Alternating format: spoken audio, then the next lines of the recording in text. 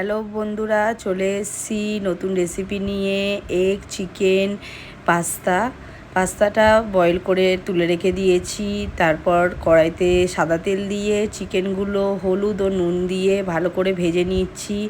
ভেজে নিয়ে তারপর কড়াইতে আরেকটু সাদা তেল দিয়ে দুটো ডিম ভালোভাবে ভেজে নিয়েছি।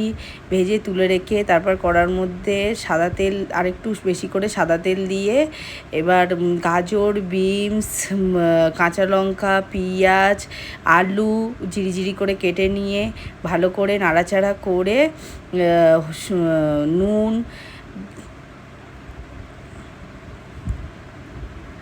আর সামান্য একটু হলুদ দিয়ে ভালোভাবে নাড়াচাড়া করে যেই দেখবো একটু ভাজা ভাজা হয়ে এসছে, তখন ওই সেদ্ধ করা পাস্তাগুলো কড়াতে তুলে দিলাম।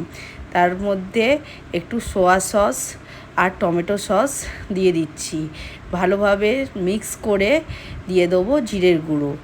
ভালোভাবে নাড়াচাড়া করে এখন ভালোভাবে পাস্তাটাকে নাড়াচাড়া করে নিলাম। ভালোভাবে নাড়াচাড়া করে এবার দিয়ে দেবো চিকেন আর ডিমটা যে ভেজে তুলে রেখেছিলাম সেটা এবার ওর সাথে মিক্স করে দিলাম।